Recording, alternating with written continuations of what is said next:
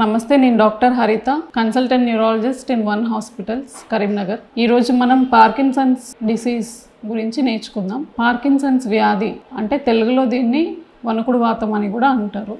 Parkinson's వ్యాధి అనేది మనకి వయసు పైపడ్డ వారిలో చూస్తూ ఉంటాము, కానీ 100లో కొంచెం శాతం మంది, ఒక 2 నుంచి 5% మందికి యంగ్ వాళ్ళకు కూడా రావచ్చు. అదేంటంటే కొన్ని జెనెటిక్స్ ప్రాబ్లం వల్ల కూడా రావచ్చు. ఈ పార్కిన్సన్స్ వ్యాధి లక్షణాలు ఎట్లా ఉంటాయి?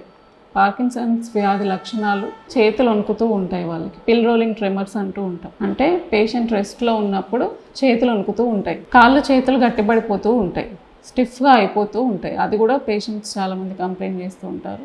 అండ్ చాలామంది పేషెంట్స్ ఎలా వస్తారు అంటే హాస్పిటల్కి, వాళ్ళ పేషెంట్ అటెండర్స్ ఎలా తీసుకొస్తారు అంటే, చాలా స్లోగా అయిపోతున్నాడు, రాను రాను నడుస్తుంటే ఇబ్బంది అవుతుంది, నడుస్తుంటే ఏమన్నా ఆబ్స్టెకల్ వచ్చినా, ఏమన్నా అడ్డం వచ్చినా స్లోగా నడుచుకుంటూ వెళ్ళడం అవుతుంది, కిందకి చూసి నడవడం, తూలుతూ నడవడం అని చెప్తూ ఉంటారు చాలామంది. అండ్ ఏంటి అంటే ఫ్రీక్వెంట్ ఫాల్స్, బ్యాలెన్స్ ఆగట్లేదు మా పేషెంట్కి, ఊరికి కింద పడిపోతున్నాడు, ఇది కూడా చాలామంది కంప్లైంట్ చేస్తూ ఉంటారు. అండ్ రాయడం కూడా ఇబ్బంది అవుతుంది, రాను రాను స్లోగా రాస్తున్నారు, స్లోగా నడుస్తున్నారు, వాకింగ్కి వెళ్తున్నారు, ఈ మధ్య చాలా స్లోగా అయిపోయారు, వాకింగ్కి వెళ్ళట్లేదు, కింద పడిపోతున్నారు ఊరికనే, ఇవన్నీ చూస్తూ ఉంటాం. ఫ్రీజింగ్ ఆఫ్ గైట్ అంటారు, నడుస్తూ ఉంటే సడన్గా ఆగిపోవడం, ఇవన్నీ కూడా పార్కిన్సన్స్లో చూస్తూ ఉంటాం. ఇవన్నీ టిపికల్ పార్కిన్సన్స్ వ్యాధిలో మనం చూస్తూ ఉంటాం. కొంతమంది పేషెంట్స్ ఎటిపికల్ పార్కిన్సన్స్తో ప్రెజెంట్ అవుతూ ఉంటారు. ఇందాక చెప్పినవన్నీ టిపికల్ పార్కిన్సన్స్ వ్యాధి లక్షణాలు. ఎటిపికల్ పార్కిన్సన్స్లో ఏంటి అంటే వణుకుడు ఉంటుంది.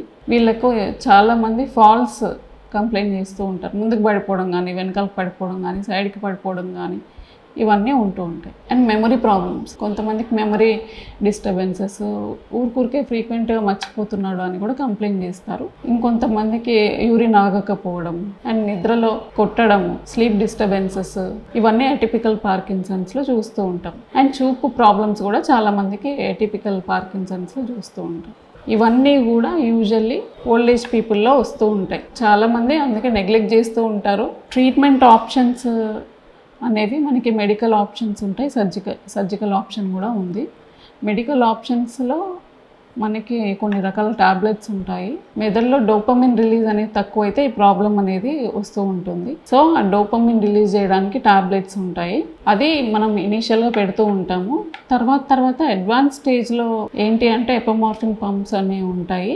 అండ్ ఇంకా అడ్వాన్స్డ్ స్టేజ్లో ఏంటి అంటే డీప్ బ్రెయిన్ స్టిమ్యులేషన్, అంటే బ్రెయిన్లో మనము ఒక న్యూక్లియైని స్టిమ్యులేట్ చేస్తూ దాని ద్వారా మనం వణుకుడు ఇవన్నీ తగ్గించగలుగుతాం. మనకి లాస్ట్ స్టేజ్లో డీప్ బ్రెయిన్ స్టిమ్యులేషన్ ఆప్షన్ కూడా పార్కిన్సన్స్ వ్యాధిలో ఉంటుంది. పార్కిన్సన్స్ వ్యాధిని నెగ్లెక్ట్ చేయకండి. మీకు దగ్గరలో ఎవరైనా పేషెంట్ కనిపిస్తే వెంటనే నరాల డాక్టర్ దగ్గరికి తీసుకురండి.